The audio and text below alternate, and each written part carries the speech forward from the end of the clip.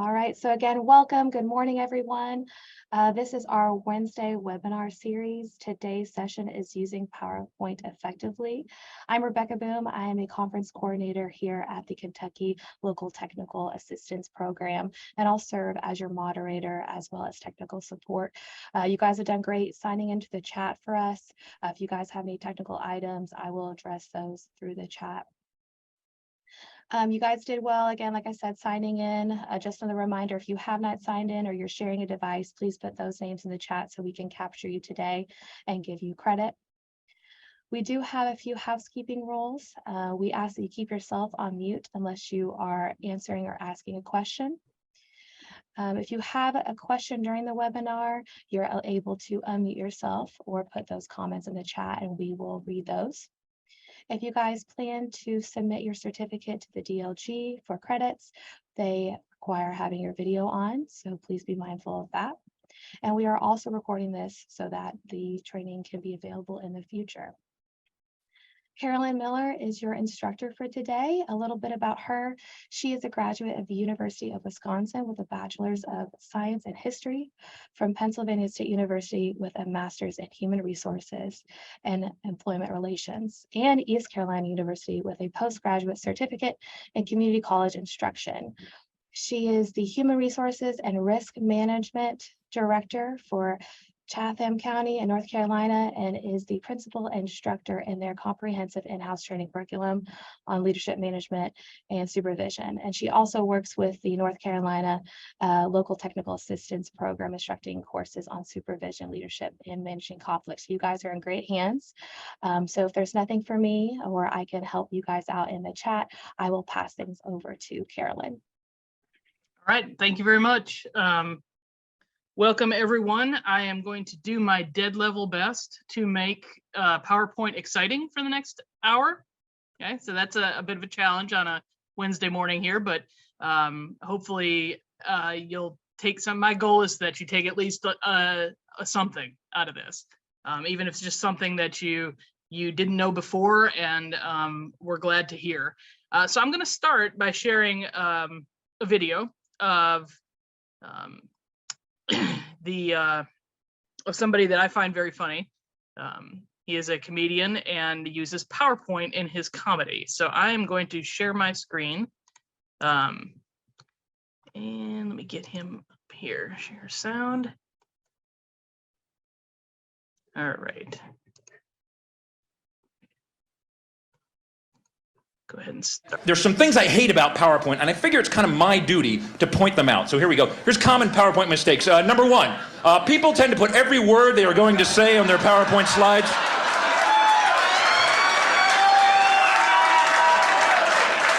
Although this eliminates the need to memorize your talk, ultimately this makes your slides crowded, wordy, and boring. You will lose your audience's attention before you even reach the bottom of your first slide.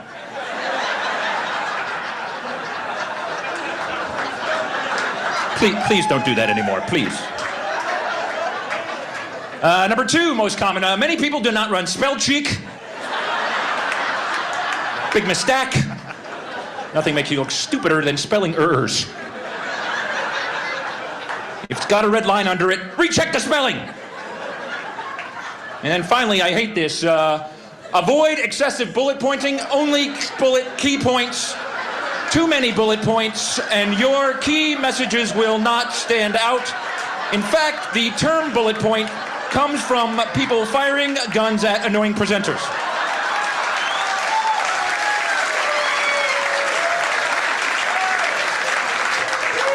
Hence the bullet point. Bad color schemes, not good.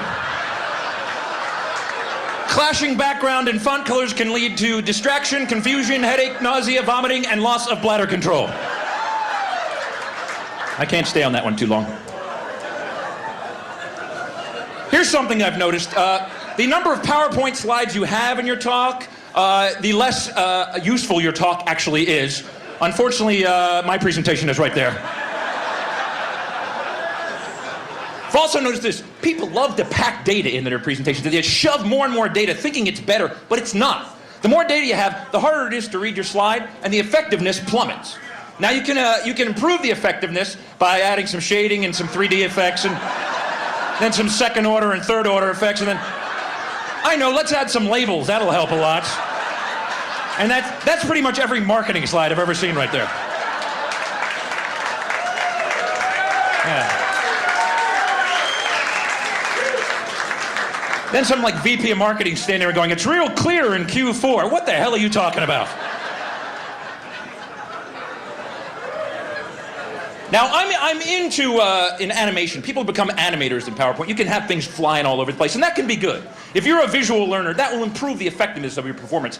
But if you're easily distracted, more animations, and people have no idea what you're talking about. They're just, wow, that is cool, wow.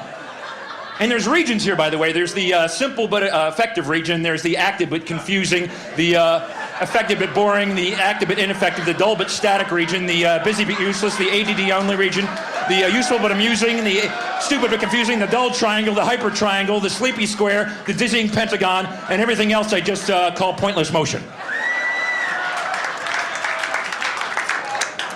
That slide right there took me an hour and a half to make, right there. PowerPoint can just suck the life out of you. It's amazing. I've also come up with this. It's a kind of a little science I've invented called font analysis. Basically, the font you choose says something about who you are as a person. There's a huge list of fonts, and you choose one, and that says something about you, so be careful the font you choose. For example, if you choose Courier New, it happens to be my favorite, you're probably organized and structured. If you choose Matisse, it means you're artistic. And if you choose Times New Roman, it means you're lazy, apathetic, and unimaginative, and you always use the default. Oh.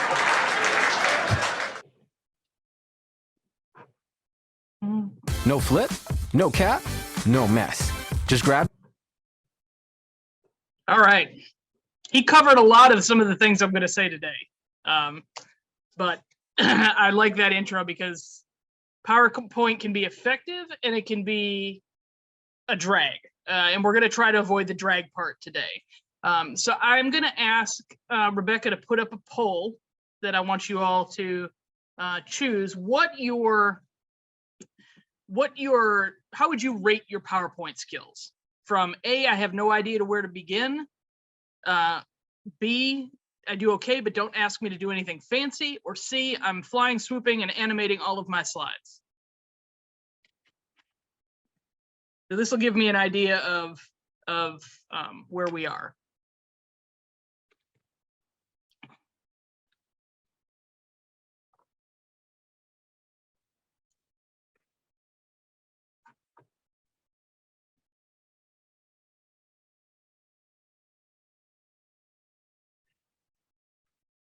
Okay.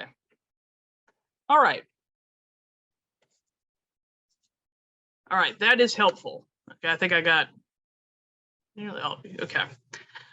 So for the two people that think that rated themselves that they're experts, this is going to be a lot of review for you because I didn't get into anything too advanced in this presentation. For those of you who have no idea where to begin, I think you're going to be with us to start with, and then I might lose you. Okay, so Rebecca's going to send you the accompanying materials that say PowerPoint 101, which is a walkthrough of a loose outline of what we're going to do this morning.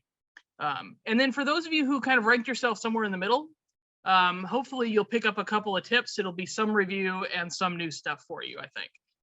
So hopefully we'll get a little bit for everybody. The next thing I'd like you to do, just for to make sure I address questions or things that you look to have, is if you would put in the chat, if you have something, one thing that you want to take away from today's webinar. Is there something that you have been wanting to learn how to do, or some particular feature of PowerPoint that you are interested in? If you would put that in the chat, that will help me, so that I make sure I can get to it.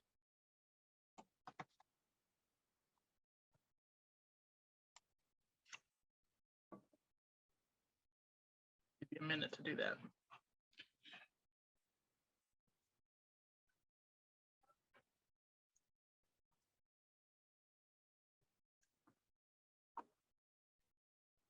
All right, I'm going to go ahead and start. And what I'm going to do this morning is create a PowerPoint from scratch. I think that's the best way to follow along, to learn kind of the basics of where things are. So again, for some of you, this is going to be real basic stuff. But we're going to talk particularly about some of the points that our comedian brought up, because that is a lot of those I share, and we'll try to use those as a start point for ourselves. So let me share my screen here. Okay. So the first thing we're going to do is this is my existing slide. I do want to say this as a bit of a disclaimer. PowerPoint should really only enhance your presentation. It should not substitute for a lack of content. Okay. There are lots of animation features that you can use to create fun and interesting PowerPoints, but don't go overboard. And you saw some of that in the funny, but it is very real. It can be very distracting, and quite frankly, it's very hard as a presenter to remember where you've put all these fun things. I remember back when PowerPoint first came out, or we started using it more in an office setting, animations were the way to go. Fly, all kinds of stuff happening, twirling pictures and stuff flying in from the side. And my problem very quickly is that I can't remember where I've put the flying and swooping, and it interrupted, and still does when I resurrect an old presentation that has this stuff embedded. It interrupts my flow when I'm talking, and I think I'm done with my bulletin list. Oh, by the way, there's one more, right? The other thing I caution when we start doing PowerPoint presentations is the content. The first thing that our comedian hit was putting every single word on the slide. So there's two parts to this. First, use this as more of an outline. So if you put every word on the slide, that's crowded and distracting. But then on top of it, when you read it all to them, if there's one thing that I think we can, and I don't want to exclude anybody, but is almost universally true, is everyone knows how to read. And so when you put all this stuff up on the screen and you read exactly that, you're going to lose people real quickly. So use PowerPoint as a cue, almost like cue cards, and they are to help you fill in the blanks. So what I do is I use a lot of bulleted lists, admittedly, but I use them as ideas, and then I say a whole lot more per slide than is actually on the slide. Okay, so keep that in your mind. This is really designed to help you reach people. People learn more and retain more when they can see it, hear it, and write it, really, and do it. And we're going to talk about note-taking at the very end of my presentation today. So let's go ahead and get started. And we are going to start with a brand new PowerPoint presentation. So I'm going to click on New. And you will see all of these fun templates that you can choose from. Aren't these fun? We are going to do a blank presentation, and then we're going to choose a design from there. I spend more time trying to figure out what the template looks like sometimes than I do the actual content of the presentation. But I encourage you to pick one to begin with, because when you change templates and you change designs throughout your presentation, it changes everything. It changes the formatting, it changes fonts, and it's not going to look the way you've just created the last 60 slides. And despite me saying this, I do it all the time, right? And then I get frustrated because then I have to go back and correct everything. So just a word of caution. So we're going to pick a blank presentation and start with that. Okay. And you will see that it opens up with some defaults. It presumes that you want to put a title on your presentation. But the first thing we're going to do is select that design template. Okay. So it starts off with a blank screen. If we go up here to design, there are some, so we saw some templates when we clicked on new. These are the PowerPoint default templates, which are very basic. Okay? So you've got this list here, but you can also, I'll do that again, right down here, you can expand, and it's got a short handful. I wouldn't say this is a lot. But some things to think about is where you're presenting this. We have some presentation rooms and venues that don't do well with light colored backgrounds, or vice versa. They don't do well with dark colored backgrounds. And so be ready for that. So be as kind of generic as possible. So we're going to use a pretty generic design template today, and that is this one right here. And you will see once you click on it, it defaults to a color as well. So we've got some colors over here. We can do a dark background, kind of a grayish background, green. I'm not real excited about the color orange, so I'm going to change it to, we'll do, it's about as close to Kentucky blue as I can get. No. Now, before we start, I want to introduce you to the different views. This is the normal view, okay, that we're looking at right here. But right up here on the View tab, you will see a variety of options. There's actually 5 different views that you could use in PowerPoint. I usually default to this because I want to be able to see what I'm doing, but there is an option to do an outline, which will help build your slides for you. And this is a matter of personal preference. I'm not a big outline person. This view here, the slide sorter view, shows all of your slides. Again, it's hard to work on an individual slide when they're all individually listed like this. The other most popular option is the notes page. And this is, as you are doing a presentation, it is helpful to print notes. So this is, they'll see what's on the top, but they won't see what's on the bottom. So if you're someone who needs the notes when you're delivering the presentation, it's like, for those of us who've been around a while, it's the index cards we used to use in high school and college to deliver speeches. You had to write your notes out on the cards. This is the modern day version of those index cards is PowerPoint. Okay. And the notes section is what those little things that you wrote down on the note cards would be. Okay. This is a good view if you're wanting to print them.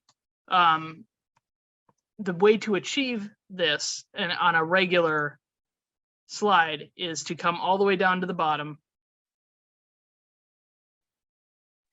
Excuse me, could I ask a question?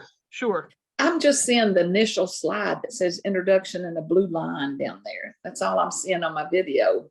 Okay. I haven't seen anything, all the things you've been doing. Let me back up then. Hold on. Is that better? Yes, that's better. All right. That was my fault. My apologies. I've got a couple of things open to share, and that was a problem. So let me very quickly back up then. So when we are doing a new presentation, I went here to pick new, got to here, and now I want to change my design. So I went up to the design tab, and you've got lots of different options. Here, we're going to pick a very basic one, which is this one. Very minimal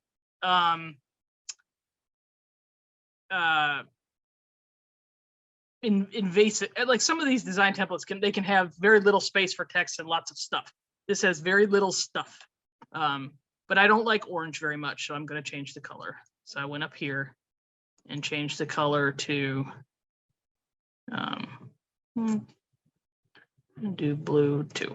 Hey, So that's about as Carolyn, yes. all we're seeing is just your PowerPoint slide that says click to add title. We're not seeing where you're changing your color. Could you stop share and reshare? That might be the solution. Okay, let me try that. Stop share and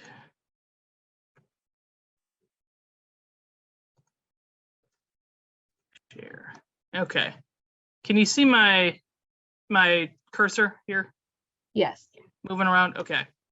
All right. So changing the color, can you see that?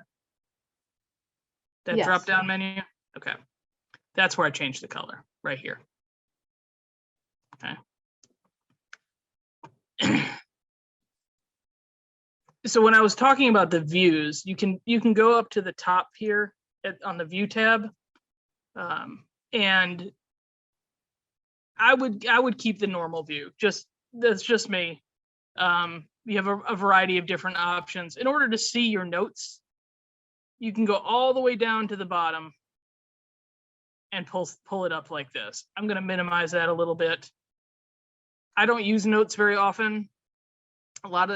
Truth be told, a lot of the classes that I teach, I've been teaching for a very long time and I don't need the notes. But if you need notes, that's a good place to put them of what you want to say on that slide. Okay. And that way you're not putting all those words on the slide, you're putting them in your notes. Okay. And this is all in this handout as well, to go over and to show you how to get to all of these places as well. Okay. So this is good, but we need a new slide. Okay, you can't have a one slide presentation. And so we're going to go back to the home button here. And there is a button right here. There's two ways to do this. There's a new slide button here, right here. And you can also go to the insert tab and it's the same button right there. It's a little redundant, but that's okay.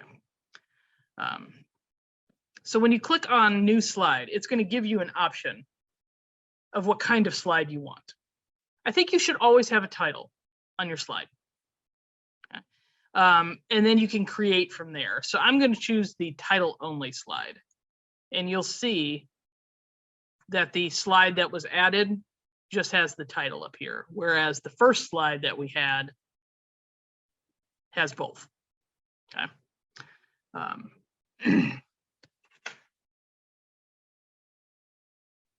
So let's add some content here. Okay.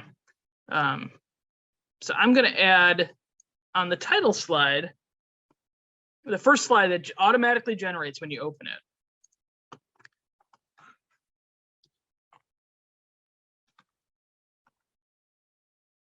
It tells you where to type. Right. Webinar.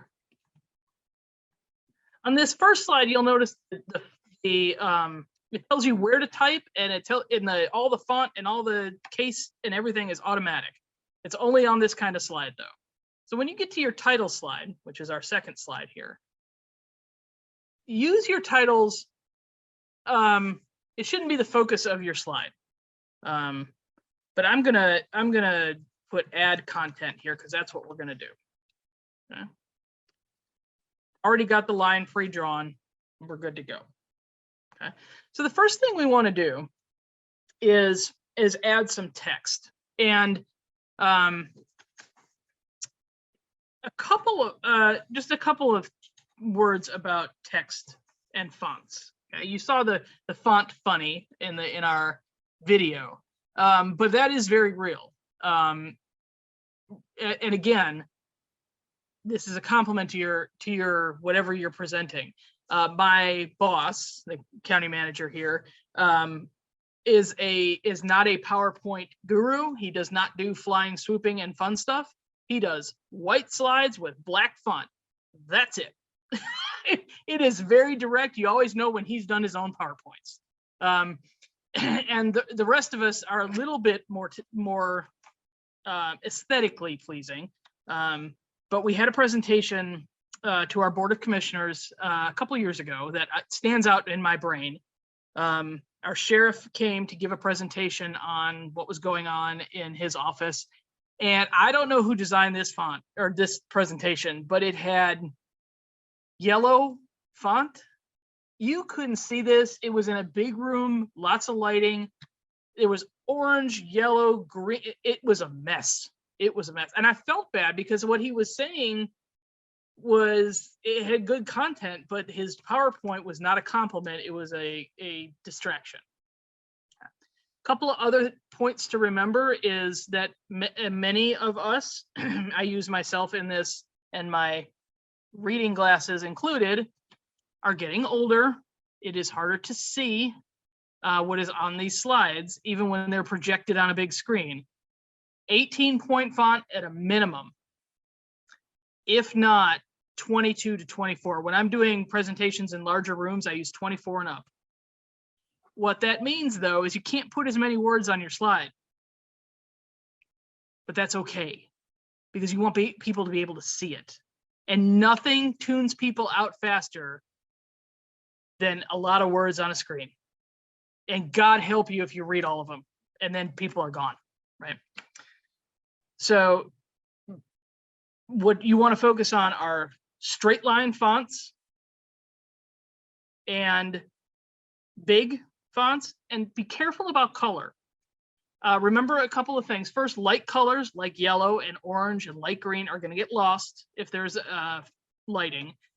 The other thing is that people are colorblind. Some people are colorblind. So when you are using things like red and green to contrast items, they may lose that differentiation.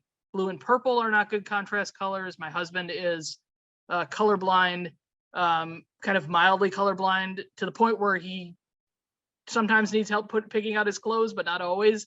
But blues, purples, browns, they all kind of blend together for him. Okay. So with those tips in mind, I'm going to stop sharing this screen. I'm going to go to a different one. I have a quiz for you. Okay. On this font, on this slide right here, which box represents the best font to use in your presentation?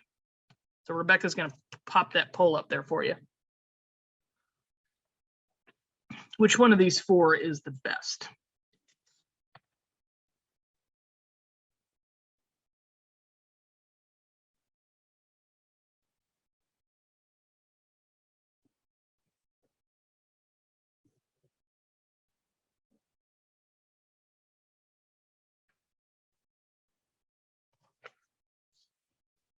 All right.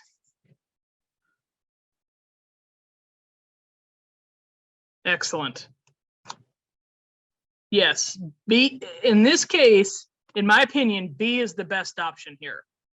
Straight line, easy to read, clear. The spacing is not crammed together on this. On A, the spacing of the letters is crammed together a little bit. C is prettier. It looks like you wrote it. And D has that funny shadow to it. So that might be harder for some people to see. Right. All right, so keeping this, so think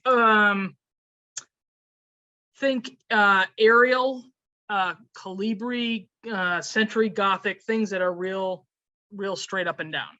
Okay? So let's go ahead and add some content here. And we're going to insert a text box. Okay? The advantage to PowerPoint over Word, and I am a Word person. I work with a lot of people that don't like Word and they prefer Excel, but I am a Word person. It can be a little limiting when you're doing flyers, for example, and you want to put text not over here. You want to kind of put it in the middle. This is where PowerPoint is a whole lot better to do graphic stuff and presentations. Okay, and part of that is that you can put a text box wherever you want to. So I'm going to go to my insert tab here, and text box is over here. And so I'm going to select that, and you get a little modification of your cursor, and just draw yourself a box. Keep in mind, you can always make the box bigger and you can make it smaller. Okay? And you'll see just in this box, and we'll see this when we do pictures as well, there is the option to resize from the corners, which I always recommend. You can resize from the top and the bottom. Resizing from the corners makes it uniform. It's especially important in pictures, but you also have the opportunity to rotate this thing all the way around if you want to. Okay. Now I'm not sure where it is. Oh, anyway. All right, so I'm going to add some text here, some very unoriginal.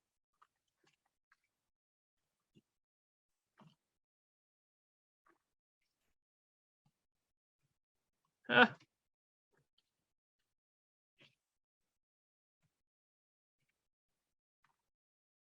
those of you who grew up learning to type on a typewriter, you will recognize that sentence. Yep. Now you also notice that the default font is in where I've got it set up is Calibri, which is straight up and down, is very good for presentations, and it's 18 point. This is not the 18 point of your Word documents. Okay. Remember, we're doing presentations. We want them to be seen. Okay. So this is small by comparison. So with that sentence, I want to make that bigger. So I'm just going to highlight it, and I'm going to come up here and put it at least 24, but I'm probably, because that's all I've got, going to make it a little bit bigger. Okay.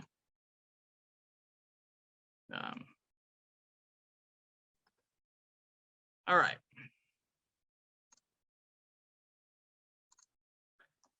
All right.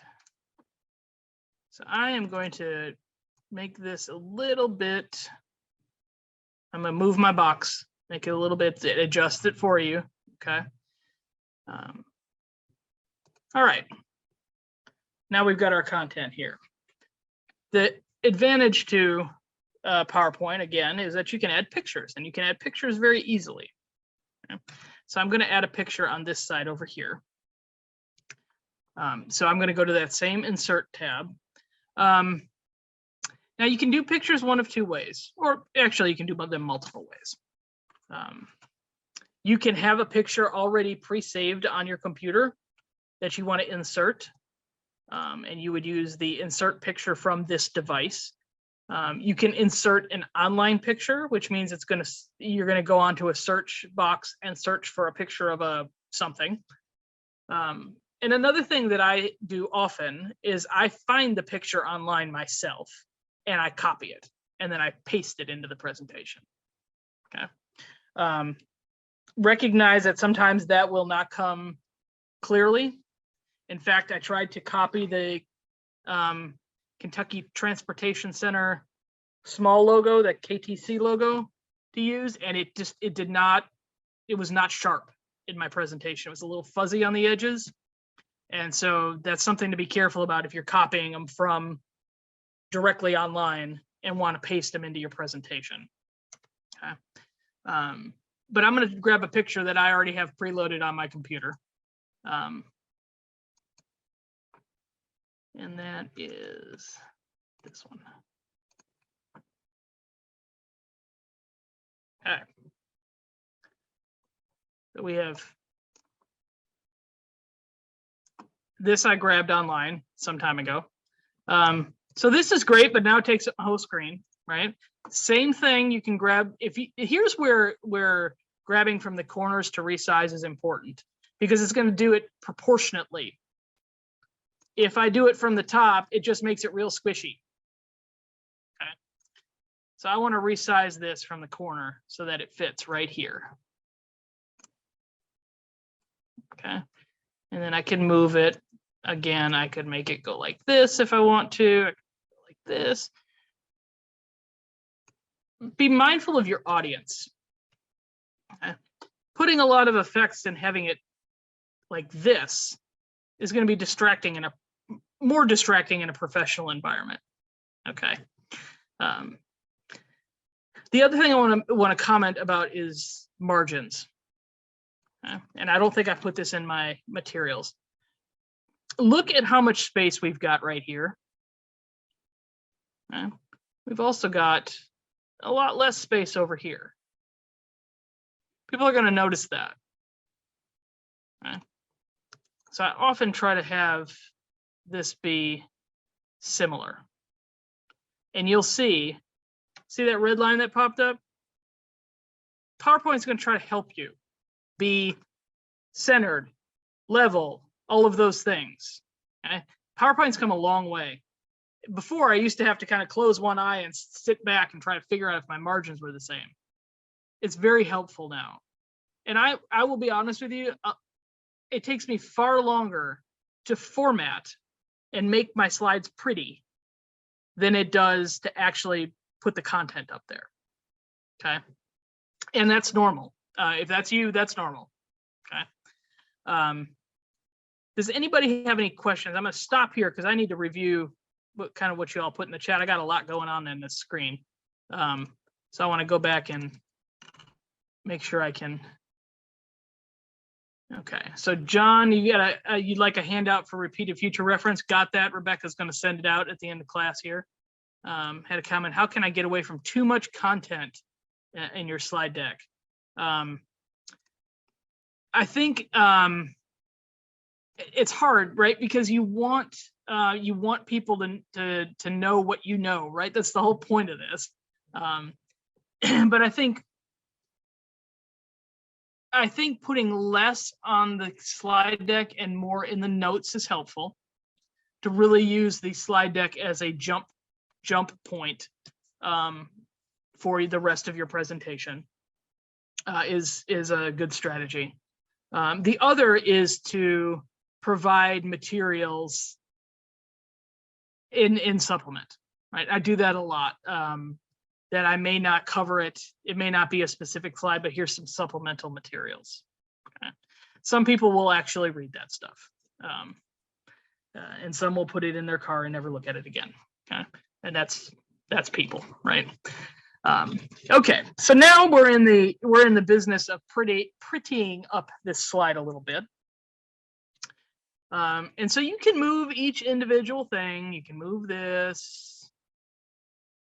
You can make sure it's centered. But if you want to move it all at one time, you can group things together. And this is particularly helpful if you've got 5 or 6 things on a slide and you notice that you want the whole thing to move just a little bit. And to do that, you can group things together. Okay? So I want to group, I've only got 2 things on this slide, but for purposes of demonstration, I want to take this and stick them together. And so what I'm going to do is I'm going to go as far out as I can so that it can encompass all of it. I'm going to hold my left mouse button down and I'm going to draw a box. And you will see that it has grabbed everything within that box I just drew, including the image and including the text. And I am going to come up here to where it says picture format. It's a brand new tab that opened. Make sure it's this one. Let's see if it's better on here. Hold on a second. I'm just trying to make sure I do this. All right. Right here, you've got an option to group. So I'm going to group these things together. It is now one thing. Okay, so now the text and the image are the same, and they're going to move at the same time. Now, if I want to move them individually again, I've got to stop this, and I can just repeat the process and ungroup them, and they become their own entities again. Okay. But it is really helpful, especially when you've done a flyer and you notice you just need to move it just a smidge. This is helpful to grab everything and move it at one time. Okay. Another thing that you can do, and you'll see this that I use this a lot in the instructional materials that you got, is you can use shapes as well and draw shapes. So what I'm going to do is I'm going to add another slide here. Insert a new slide, title only, drawing shapes. Okay.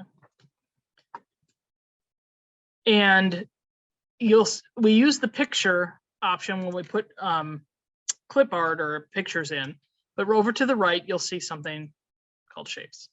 And there are all these pre-designed shapes that PowerPoint has. And what you'll see that I use the most of in the instructional materials is this arrow right here.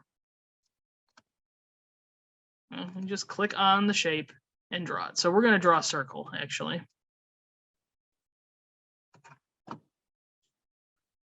And as steady as your hand in, you can make this a oval if you want. You can make it a round circle. It automatically pre-fills it with the default color. There's two things here. There's an outline and a color and a fill color. So it automatically fills it with the default color, whatever that is. So you can change that right here.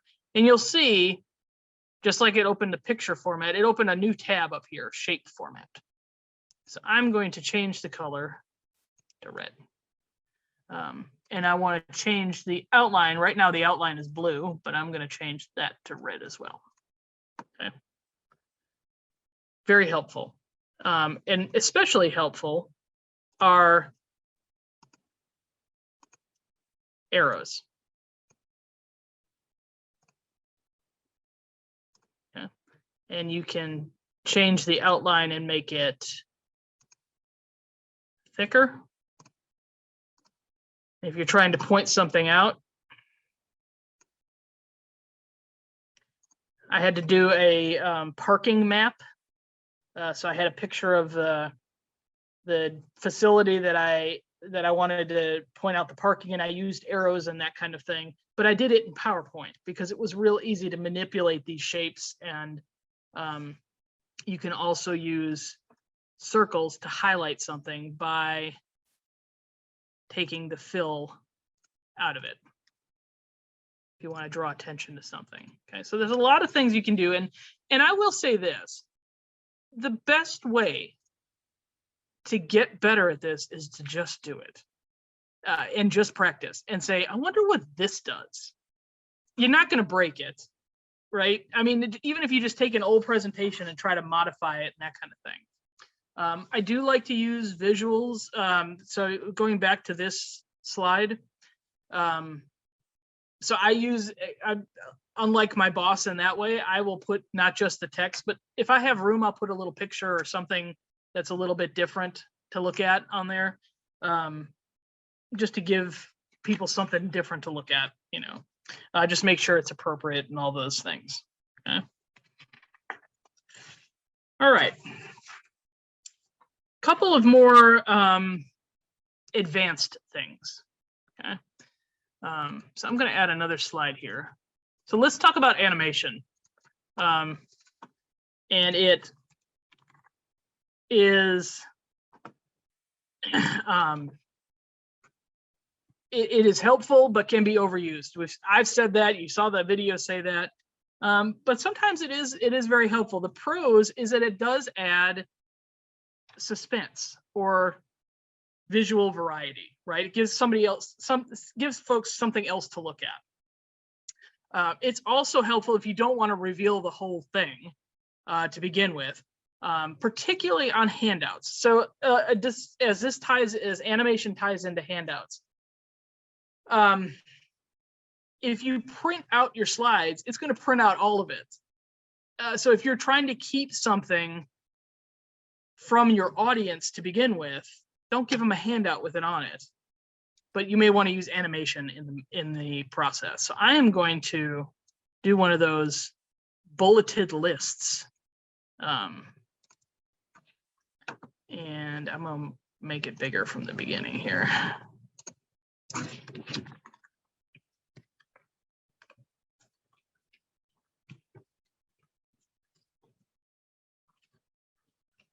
right. My after work grocery list. How's that? Okay.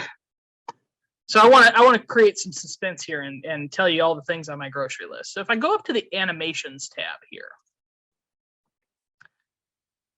I can animate every one of these bullets, but I have to do it individually. And this is why when he said it took me an hour and a half to make that slide with all that stuff, because this takes a while. Okay. Because in this case, if you want to animate every single thing on this list, it's 5 separate actions. So I want to animate this list. Okay. So I'm going to highlight what I want to animate, and you'll see this automatically come up that there's options to just appear, to fade in, to fly in. That's the flying and swooping. So we're going to pick fly in. It gives you a little preview of what it does. Okay. So let's, now, if I only animate one thing on this slide, that's the only thing that's going to be animated. The rest of it's going to show up. So if you commit to doing animation on a list like this, you got to do them all. Okay, because it's going to put them in order. So we'll go ahead and do the rest of these, but we'll do some different stuff. Okay. Float in.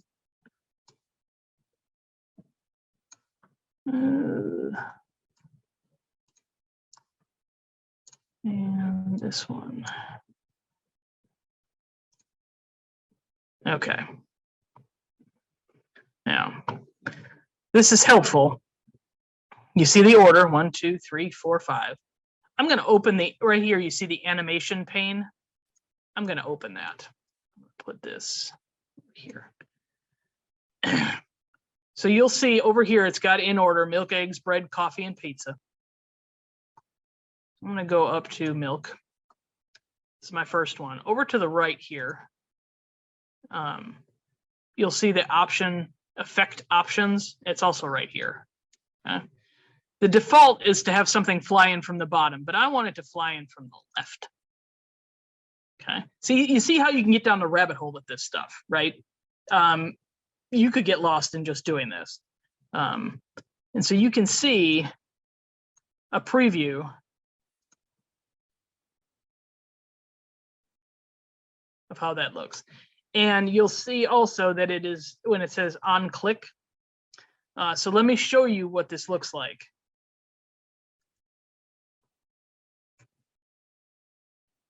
I have to click my mouse to make it happen,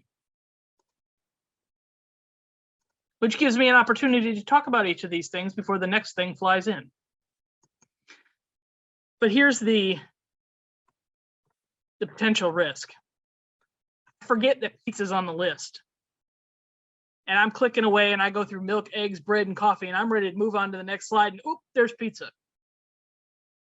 If you're animating, make sure you put it in your notes what the last thing is, so that you know where the thing ends. And it doesn't make you look like you don't know your own presentation or remember what you did. Okay.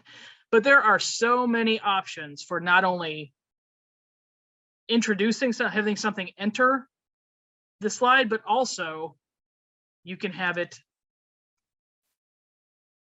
have emphasis. It can exit. There's all different types of ways that you can animate. Really, this is a rabbit hole you could get down and spend plenty of time investigating different ways to do this. Okay. The last thing I want to show you of substance, but I'm gonna mention another thing after that. But let me add another slide here. Actually, I'm going to do it on this slide. Is how to embed links. Okay, you saw that I had a video to begin with. I just had a different screen. Obviously, I had a hard time getting back to the other screen. But you can embed links in PowerPoint and make them live very easily. And so if you insert a text box and you just hit enter, you'll see that link becomes live. And when you present, you can just click on it with your mouse and it's a live link. And it's very easy. The other thing you can do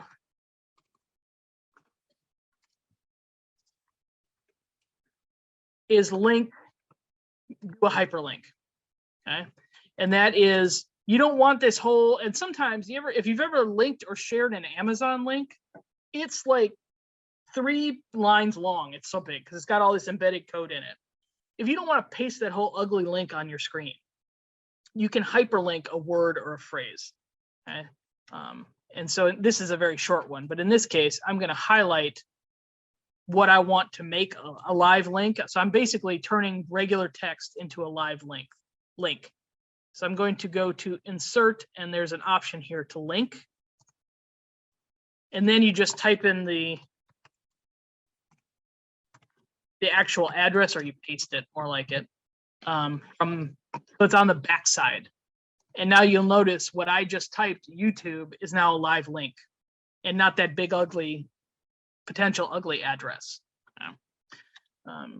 Always practice this. The one thing I did before you all came in was make sure that the sound worked, so that you could see the video. I made sure I practiced on Zoom. And Paul makes a good point. You need to make sure where you give your presentation has got internet or Wi-Fi, or you have access to it. That would be a bummer to have that be the biggest part of your presentation and not be able to do it. Okay. So make sure you've got access, or you provide access, hotspot, whatever you need to do before you do that. Good point, Paul. Thank you. Paul also commented earlier, and I'm sorry I didn't see this. I've always been told light color font on dark background. Yes, that you are correct. Light colored font, dark backgrounds, dark font on light backgrounds, and dark backgrounds in rooms that are bright, or you can't adjust the lighting. We have a very large event space that we have our Board of Commissioner meetings in, and there's not a thing we can do to adjust the lighting. So dark backgrounds do very well because it's very bright in there, and light colored background in rooms that can be darkened. Very good. Thank you for that comment. Okay. The last thing I want to show you very quickly, and this is a more advanced thing that I have done a little bit more recently, and that is record. PowerPoint now has the option to do voiceover recording.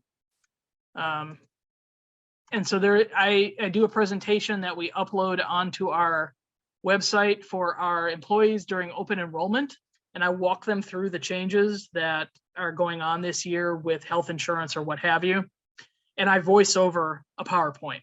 Okay, so again, this is good for presentations that are recorded or are being distributed widely, and you can record from the beginning, or you can record slide by slide, and that too is in the materials. The last thing I want to cover quickly before we finish is how to print, because this can be tricky for people. And it depends on your audience. Okay?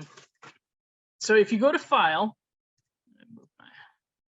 over here, and down to Print, you have options. The default printing method is full page slide. One piece of paper, one slide. And that is a burn on trees, your toner, and a paper. So far more, at least my preference, when I do PowerPoint, I print PowerPoint presentations, is I'm going to print all the slides. You can, of course, take some out. But instead of full page slides, you print 3 slides. And when you print 3 slides, it provides for note taking. Let me get this. So I only have 4 slides in my presentation. So if I'm going to print 3 on a page, it'll print 3 and then give people a place to take notes, which is great if you feel like you must print the slides. If it's that kind of if it's that kind of presentation. If not, you can do up to 9. That's really hard to see. Again, remember, you got people that perhaps have readers or problem seeing. I tend to like, if I'm going to do something where I don't expect people to take notes, but I do want them to take the information with them, I will do up to 6 slides on a page. That's not very often. Most often I print like this. Okay. And my plug for the environment and your budget, print in on both sides of the paper. And the other thing is, PowerPoint gives you 3 options: color, grayscale, and pure black and white. I try to choose pure black and white because grayscale still requires some effort on behalf of the printer and burns some toner. So unless the color is absolutely critical to the printout, just do pure black and white.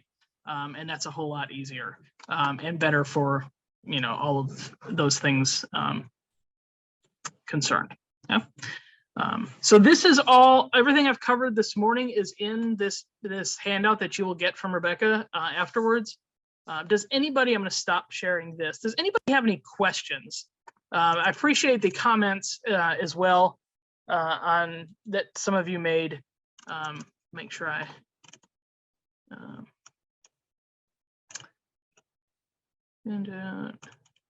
yep, I think I hit everybody's points. Does anybody have any questions before I wanted to leave it just a couple minutes for questions before we wrap up here.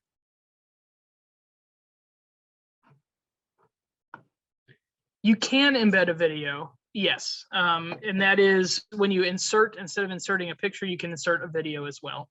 And that sometimes that's easier, but make sure you have that.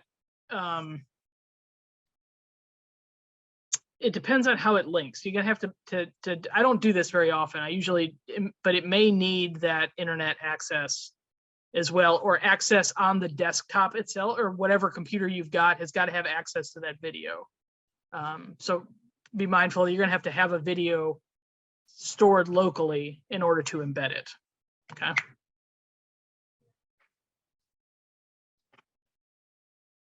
All right, I'm going to hang on for a couple minutes. If anybody has any questions that they don't feel comfortable asking in the group, I will turn it back over to Rebecca. And as a plug for future webinar Wednesdays, I will be back in July and October to talk about burnout and to talk about leadership.